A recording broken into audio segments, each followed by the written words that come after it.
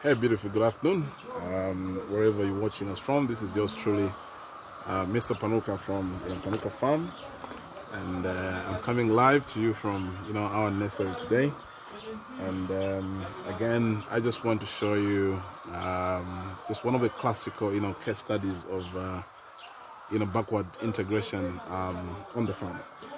So, in simple terms, backward integration basically means you kind of cut down on some of the input processes on the farm, and you kind of do it yourself. And there are quite a number of reasons why you do that. Probably is to cut costs, improve efficiency, quality, and all those aspects. But you've got to make sure that you actually do it right, so that you don't introduce mediocrity in your input process. And for us, our nursery, I think, is one of the case studies for backward integration. And what led this move is the fact that where we were buying seedlings previously, we ended up with issues of late delivery of seedlings. And we also had the case, a number of cases where what we bought in terms of variety is actually not what was delivered to us. And sometimes it's actually very difficult, when you get the seedlings in their infancy, to really deduce whether you're actually getting, the right, variety.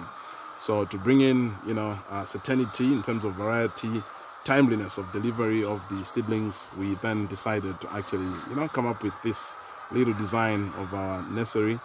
And so let me just showcase for you this nursery so that you actually get to appreciate how it's designed. Not so complex.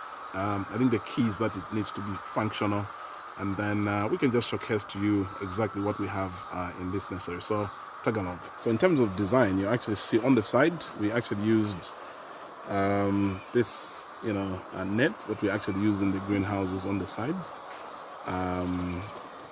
And then up here, we also use the UV treated, plastic, the same one that we actually use in the greenhouses. I think this helps also in terms of just heating up this place, making sure that the seedlings, grow quite, well.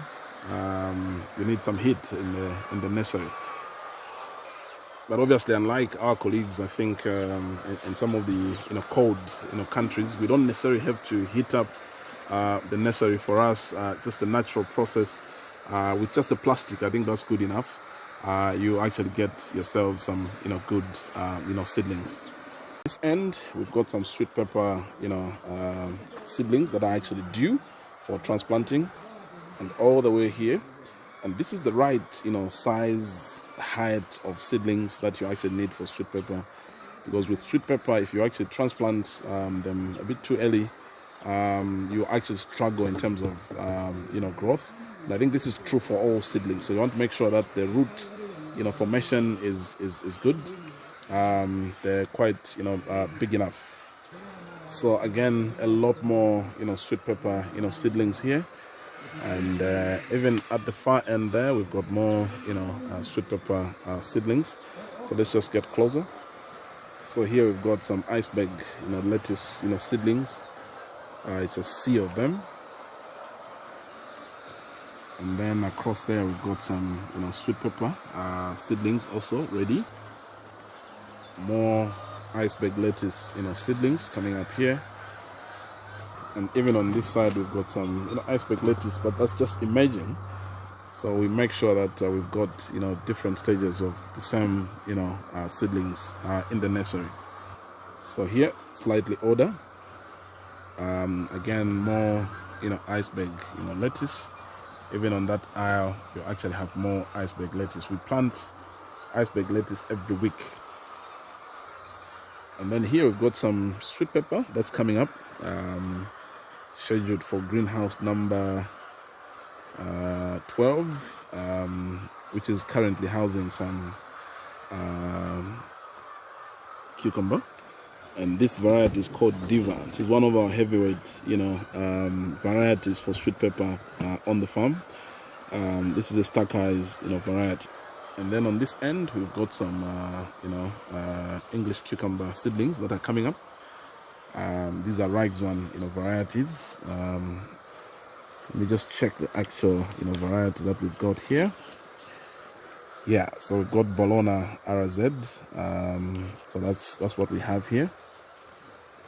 So I've got over 2,000, I think, seedlings here that are scheduled for transplanting pretty soon. And this side, more sweet pepper seedlings also ready. You can actually see quite tall. Obviously the root mass is well formed, and this is the right stage to transplant the seedlings. And then this end we've got a combination of broccoli and cauliflower. This is the new entrant on the farm. So let me just check what we have in terms of the variety. So that's Monero RZ, that's cauliflower. This is Rags one. So yeah, so that's just your aerial view here in our nursery, and you can actually hear our pottery is actually quite nearby. That's the noise that you're hearing in the background. So we use these jet sprinklers for irrigation here in the nursery, and you can actually appreciate just the basic structure of this nursery. This is how it looks like underneath. Some steel poles, and then and then we put our trays here. So most of the trays we have like 200 holes and about 242. It just differs. So I hope that gives you a very good glimpse of what goes on here, and also a classical example of what backward integration means. If you're into pottery, issues like feed for chickens, if you're able to do that, then that becomes another form of backward integration, if you can actually do your own feed. But just make sure that the issues that I actually talked about earlier, cutting costs, improving efficiency, quality and stuff like that, must actually be attained. But if it leads you into mediocrity, it messes you up in terms of just general productivity, then you would not have achieved what backward integration is actually meant to achieve. So just make sure that you get those aspects quite right. All right, so from yours truly, Mr. Panuka, have a lovely one. Bye-bye.